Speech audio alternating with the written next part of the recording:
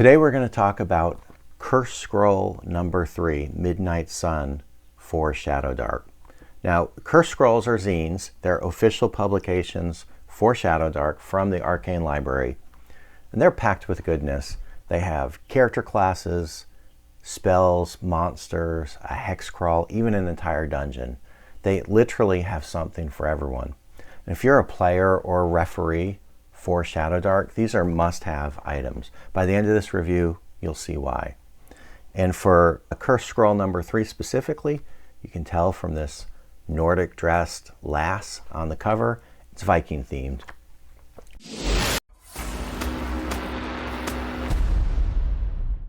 Now, 12, 13 years ago, I ran a home campaign called The Black City. Picture a ruined city in the frozen north, discovered by Vikings, filled with undead horrors and alien terrors. You get a vibe for what it was about. It was an awesome home campaign, one of my favorites. And since we've been playing ShadowDark, I've been converting that to ShadowDark behind the scenes, probably for 6 months. We'll definitely play it with my home group once we get done with one of our current campaigns.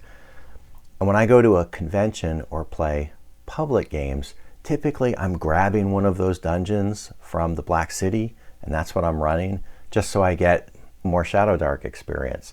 So I've actually gotten quite a bit of time with material in these Curse Scroll zines, especially Midnight Sun.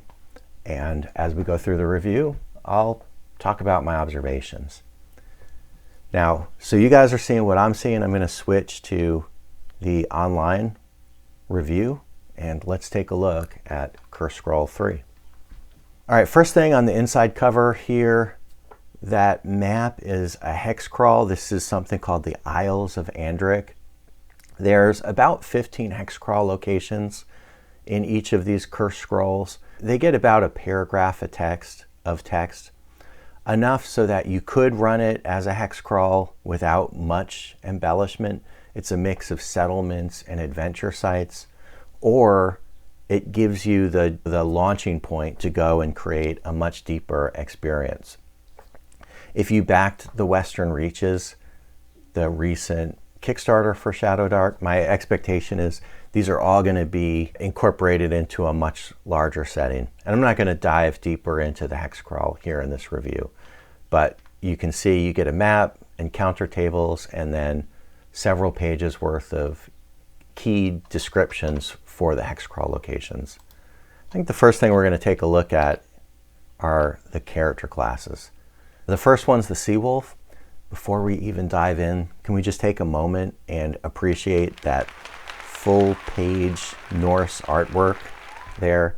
In this one particular, the artwork really hits it out of the park, and this is probably my favorite piece in the whole Curse Scroll. But let's talk about the Seawolf. So the Seawolf is a frontline fighter, and it does compare to the core fighter in the main rules. However, he's not nearly as good as fighting on its face. The fighter is a power character. It gets +1 to hit, +1 damage to weapons if it's preferred class. Damage bonuses are very rare in ShadowDark. Remember, you don't add strength to damage when rolling your damage dice. So the fact that the fighter gets a +1 is really powerful. They get a boost to their encumbrance slots. Encumbrance is at a premium. That's a really strong ability. And then fighters get that grit ability, which is basically 5e's athletics, or maybe the AD&D version of bend bars and lift gates. The Seawolf, by comparison, at least in its core abilities, doesn't get much that helps with combat. It has Seafarer, which is flavorful. You'd certainly expect a Viking-themed campaign to spend time on ships, so that could come up. It's campaign specific. Old Gods is interesting and versatile. Basically, every morning you wake up, you choose which old god you've honored that day or whose purpose aligns with yours, and you get a different ability. Odin, if you're fighting a lot that day, every time you kill someone, you get some hit points back. Freya gives you a luck token and a kicker when you spend luck. And then Loki improves your ability to be deceitful and sneaky, or potentially charismatic. And then the Sea Wolf gets this shield wall ability, which seems niche and situational. You get to boost your armor class up to a 20. I've actually found that shockingly useful. If you think about how armor class works in ShadowDark, plate mail is a 15 with a shield. You can bump it up to a 17. You don't get a dex bonus. So a 20 armor class actually is better than what a heavy fighter is probably going to have. Furthermore, players will come up with creative times to use this. What I've seen, like maybe the players are fighting a boss monster. I've seen groups when they've got to deal with an ogre, for instance. Although in the Black City we call them Grendels, Beowulf themed. So if the players have to take on a Grendel, I've seen Sea Wolf characters go up, base the monster, use shield wall to pop their armor class up to a 20 and try to soak combat for a little while the rest of the party tries to take the monster down with missile fire and spells and stuff like that. I even saw one group, they were fighting this crystalline entity that it was like an artillery monster that was launching these horrendous shards of crystal projectiles at them, and they couldn't get close to it. And of course he got out his shield and said, all right, I'm going to do my best Captain America, everybody get behind me. And he moved relentlessly forward with shield wall. So it seems situational, but I think your players will find times to use it. So on its face, the Sea Wolf is a slightly underpowered fighter. But then when you look at the talents, there is the ability to close the gap with the core rule fighter. 3 to 6 on the talents, you get +1 to damage. Snake Eyes on the talent charts, it's always something over the top. The ability to go berserk and be immune to damage for 3 rounds is just, it seems really overpowered. So I think the Sea Wolf will close the gap in terms of power depending on what kind of talents you hit. Now this class is more of a versatilist, so I view it almost like a Swiss Army knife. And so players that want a little bit of complexity and flexibility in their fighting man will probably be drawn to this class. I already know a player in my home games that when we open this up, I could picture him being a Sea Wolf. The next new class in Midnight Sun is the Seer. Now there's this Netflix show, The Last Kingdom.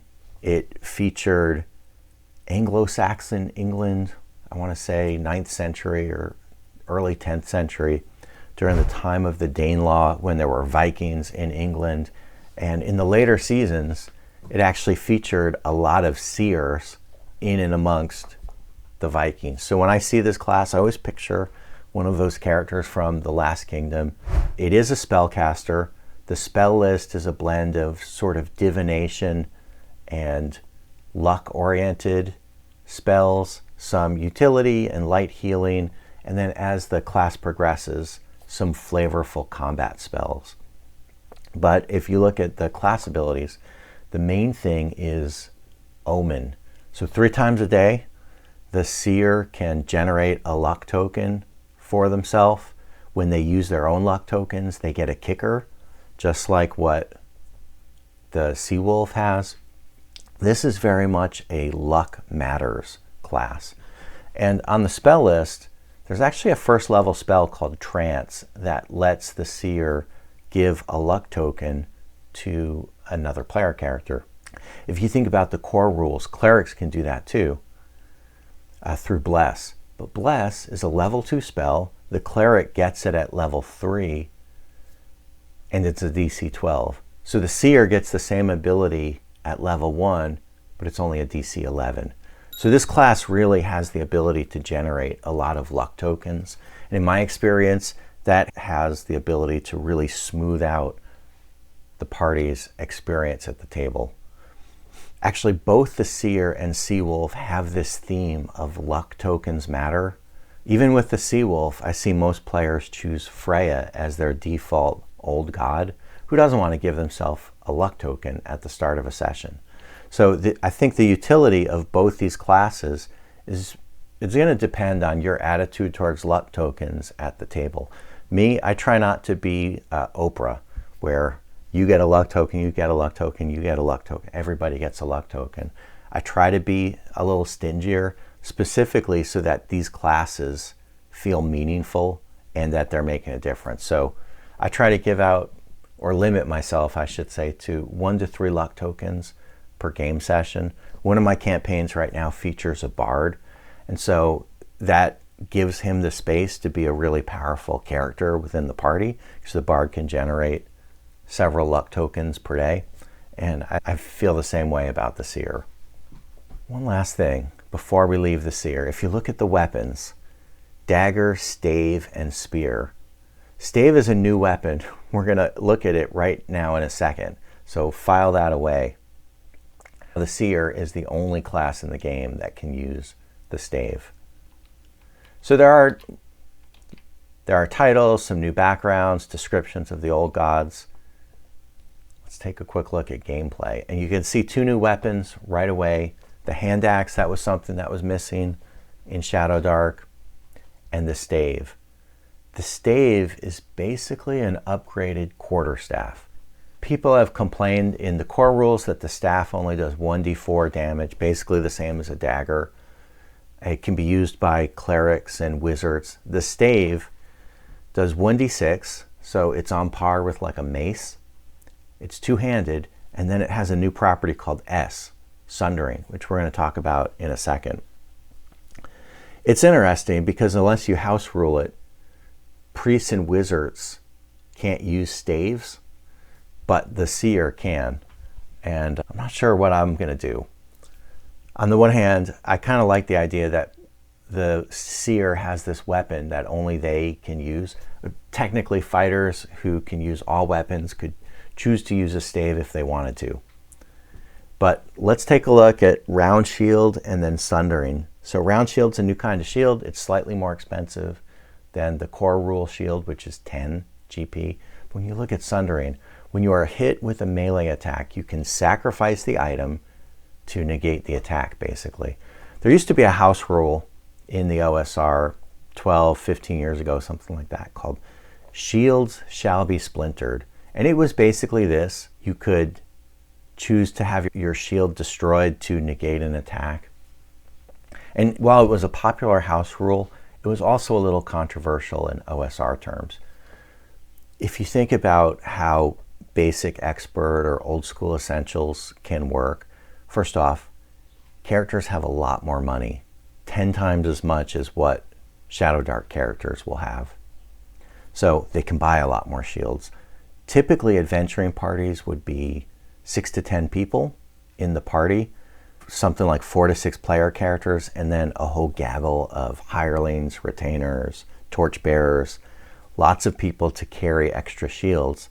And then the last thing is, referees just don't track encumbrance typically as strictly as they do in a game like ShadowDark. So the problem with shields shall be splintered in that regime is that you could just have your henchman carrying like 10 extra shields, and the fighter just chucks a shield every time he doesn't want to be hit. So it can be a little problematic. I actually have found that that's not a problem in ShadowDark. First off, gear slots are so tight that maybe 1 or 2 characters can afford to have an extra shield, but not enough to be abusive. Money's a lot tighter as well, and ShadowDark characters don't have henchmen and retainers and a whole entourage of torchbearers going with them either. Kind of breaks some of the assumptions in the game. So I actually really like shields shall be splintered in the ShadowDark context. All right, on the other page, you get to see boats. They've finally been introduced to ShadowDark. You can't have a Viking game without longboats, although typically I would call it a long ship. In the Black City, I want to see Drakkar and longships and Canars, all the different varieties of longships.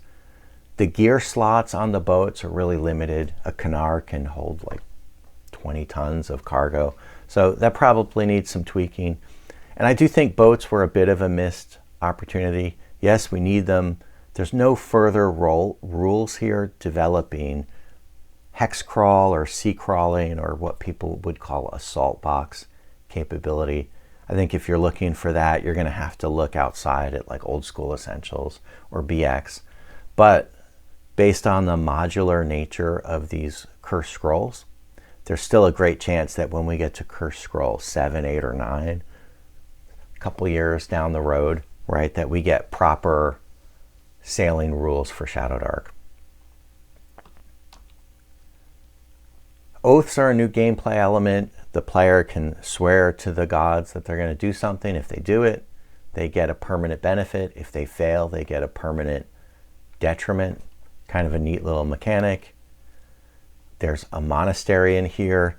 I guess you can't be Vikings without having your own 9th century Lindisfarne, because this ShadowDark, it's the poor monks and knights of St. Taragnus that could be targeted by your raiders. I just think it's kind of funny that they put that in here.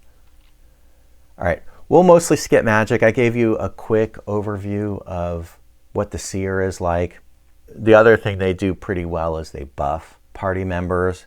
Evoke Rage right there is a tier 1 seer spell that lets someone be a berserker basically for a couple rounds, and that gives you a general flavor of what the seers are like. Let's go ahead and zoom through. I said I'm going to skip the Isles of Andric.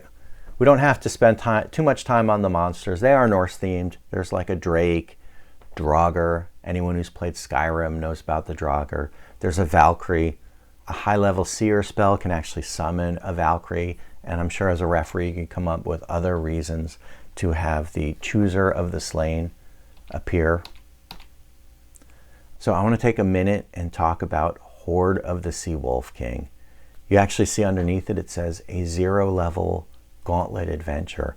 I actually think this is the first official published gauntlet for ShadowDark, so that makes this special. There have been a few third-party ones, and people frequently will go use Dungeon Crawl Classics funnels for their ShadowDark gauntlets, and they work great. But this is the first official. So what's a gauntlet if you haven't done it? For your first game, your players show up with a bunch of 0-level characters, ideally 4 of them each. So they don't have character classes yet, they're not even adventurers, and if they survive this harrowing trek through a dungeon, at the end, the survivors get to be level 1 characters. It's just that simple. We take a look at the map for Hoard of the Sea King. It's a pretty good sized dungeon, like 29, 30 rooms. The players, they've heard about this ancient sea king who buried himself in this, or was buried rather, in these sea caves with a legendary axe. And their belief is that if they find the Sea King's hoard and his legendary axe, their Jarl will now let them sail on the long ships and become proper adventurers. So a boat full of 0-level characters, I guess peasants, show up to explore Hoard of the Sea King. It's actually a really good adventure as an introduction to ShadowDark. It includes, there's faction play, so there's opportunities for role-playing. There's some very dangerous monsters in here, things that could easily destroy a party of 0-level characters, so players are going to have to be smart. There's puzzles, traps. It's great. Whenever I kick off my official Black City campaign with my home group, I guarantee you we will be doing Hoard of the Sea King as the gauntlet to kick this off. I like it that much. All right, and that's it. A quick walkthrough through Curse Scroll number 3. I think the most interesting things, of course, are the character classes, and then those gameplay elements like the new weapons. I find the stave and the round shield very interesting, and they've brought a lot to the game. Oh, in fact, I was talking about how the Sea Wolf has the ability to raise his armor class to a 20 to go up there and base a boss monster. I've actually seen players in that position as a Sea Wolf basing like an ogre, a Grendel, and then if they do get hit, they can use the round shield sundering ability to save themselves and then grab their second shield. So remarkable ability to be able to hold the front line with the Sea Wolf. All right, let me know in the comments what you think about this Whirlwind review. I'm going to try to work reviews into YouTube periodically. I'll look at some of the other Cursed Scrolls, some third-party products, maybe even go back and do more retrospectives on TSR materials, either as a review or maybe a review and conversion notes. So I'll put a comment down there below. Please let me know what you think. Otherwise, see you guys next time.